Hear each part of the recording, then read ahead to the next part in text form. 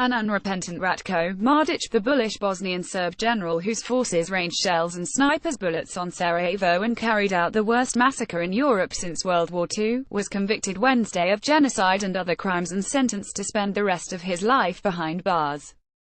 Defiant to the last, Mladic, 75, was ejected from a courtroom at the United Nations Yugoslav War Crimes Tribunal after yelling at judges, "Everything you said is pure lies.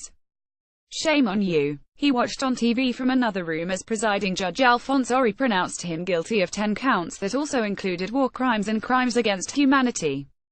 Human rights organizations hailed the convictions as proof that even top military brass long considered untouchable cannot evade justice forever. Mladic spent years on the run before his arrest in 2011. This landmark verdict marks a significant moment for international justice and sends out a powerful message around the world that impunity cannot and will not be tolerated, said John Dawi-Sen, Amnesty International's Europe director. For prosecutors, it was a fitting end to a 23-year effort to mete out justice at the UN Tribunal for atrocities committed during the Balkan Wars of the early 1990s. Mladic's conviction signaled the end of the final trial before the tribunal closes its doors by the end of the year. But legal battles will continue. Mladic's attorneys vowed to appeal his convictions on 10 charges related to a string of atrocities from the beginning of the 199,295 Bosnian War to its bitter end. The defense team considers this judgment to be erroneous, and there will be an appeal, and we believe that the appeal will correct the errors of the trial chamber, Mladic lawyer Dragan Avetic said. Presiding Judge Alphonse Ori started the hearing by reading out a litany of horrors perpetrated by forces under Mladic's control. Detainees were forced to rape and engage in other degrading sexual acts with one another. Many Bosnian Muslim women who were unlawfully detained were raped, Ori said. The judge recounted the story of a mother who ventured into the streets during the deadly siege of Sarajevo with her son as Serb snipers and artillery targeted the Bosnian capital. She was shot. The bullet passed through her abdomen and struck her 7-year-old son's head, killing him.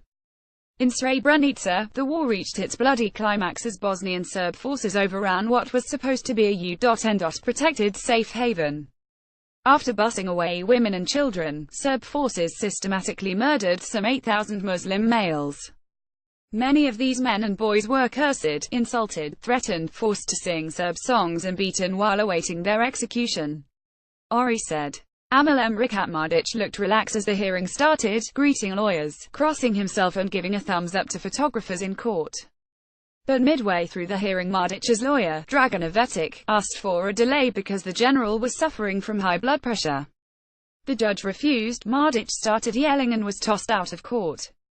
The conflict in the former Yugoslavia erupted after the country's breakup in the early 1990s, with the worst crimes taking place in Bosnia. More than 100,000 people died and millions lost their homes before a peace agreement was signed in 1995. Mladic went into hiding for around 10 years before his arrest in Serbia in May 2011. Mladic's political master during the war, former Bosnian Serb President Radovan Karadzic, was also convicted last year for genocide and sentenced to 40 years. He has appealed the ruling. The man widely blamed for fomenting wars across the Balkans, former Yugoslav President Slobodan Milosevic, died in his UN cell in 2006 before tribunal judges could reach verdicts in his trial. The ethnic tensions that Milosevic stoked from Belgrade simmer to this day. Top Bosnian Serb political leader Milorad Dodik said the tribunal only underscored its anti-Serb bias by convicting Mladic. Dodik said the court was established with the single purpose of demonizing Serbs. This opinion is shared by all the Serbs, Dodik said, describing Mladic as a hero and a patriot. Serbian President Aleksandar Vučić, a former ultranationalist who supported Mladic's war campaigns but now casts himself as a pro-EU reformer, agreed that the court has been biased against Serbs but added that, "We should not justify the crimes committed by the Serbs. We are ready to accept our responsibility for war crimes while the others are not," he said. For a former prisoner of Serb-run camps in northwestern Bosnia who was in The Hague, the verdict was sweet relief.